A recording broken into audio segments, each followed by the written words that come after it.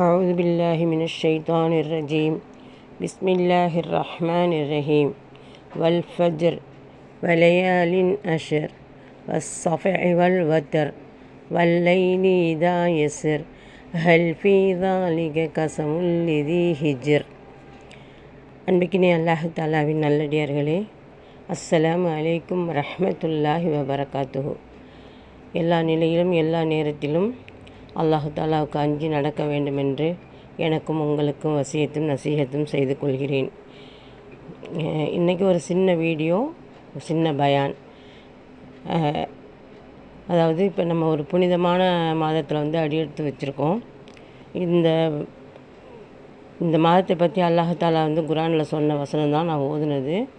அதாவது இந்த 10 இரவுகளின் மீது சத்தியமாக அப்படின்னு அல்லாஹு தாலா சொல்கிறான்.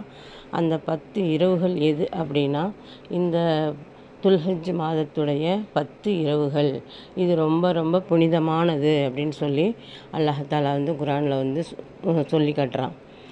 எனவே நம்ம இந்த புனிதமான இந்த இரவுகளை நம்ம வீணாக்கிடக்கூடாது. இந்த 10 நாட்கள், 10 இரவுகள்ங்கிறதும் 10 நாட்களையும் நம்ம வீணாக்கிடக்கூடாது. இதனுடைய நன்மைகள் மிக மிக அதிகமானது. 360 நாட்களை அல்லாஹ் படைச்சிருக்கான் அப்படின்னா, அதில் மிகவும் விருப்பமான ஒரு 10 நாள் அப்படின்னு சொன்னால், அல்லாஹுக்கு ரொம்ப பிடித்த மிகவும் விருப்பமான 10 நாள் இந்த துல்ஹஜ் மாதத்துடைய 10 நாட்கள் தான்.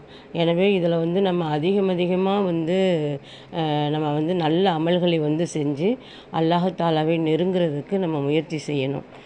நம்ம ஒரு தஸ்பீஹ் ஓதினா கூட அதுக்கு பல மடங்கு நன்மை தர்றதா அல்லாஹ் தாலா இதில் சொல்கிறாங்க. அதாவது ரமலான் மாதத்துடைய கடைசி 10 நாட்களை விடவும் இந்த 10 நாட்கள் மிக மிக அதிகமான நன்மைகள் தரக்கூடியது.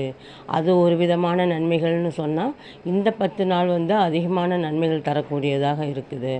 அப்போ இந்த 10 நாட்களையும் நம்ம அலட்சியம் பண்ணிடக்கூடாது. இதில் நம்ம அதிகமான நன்மைகளை அடைஞ்சு கொள்ளக்கூடியவங்களாக இருக்கணும்.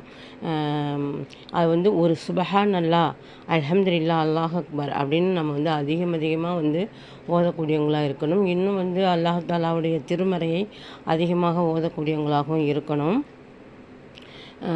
ஏன்னா இந்த 10 நாட்கள் அப்படிப்பட்ட 10 நாட்களாக இருக்குது.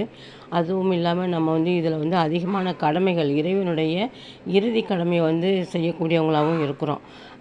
அதை செய்ய முடியாதவங்க இந்த 10 நாட்களையும் நோன்பு நோக்கணும். சில பேர் சொல்லுவாங்க, குர்பானி கொடுக்குறவங்க தான் நோன்பு வைக்கணும் அப்படின்னு சொல்லுவாங்க. அந்த மாதிரி இல்லை. குர்பானி கொடுக்குறவங்க கட்டாயம் நோன்பு வைக்கணும். மற்றவர்கள் நன்மைக்காக வேண்டி நோன்பு வைக்கணும். அப்படியும் நோன்பு வைக்க முடியாத மனிதர்கள் இருந்தாங்கன்னா, அவங்க என்ன செய்யணும், 9வது நாள் அரபாவுடைய நோன்பை கண்டிப்பாக வைக்கணும். அவ்வளோ நன்மைக்குரிய 10 நாட்களாக இந்த நாட்கள் இருக்குது. நமக்கு கிடைக்கக்கூடிய இந்த மாதிரியான நேரங்களை நம்ம வீணாக்கிடாமல் நம்ம அதிகமாக நன்மைகளை சம்பாதிக்கக்கூடியவங்களாக இருப்போம் இன்ஷா அல்லாஹ்.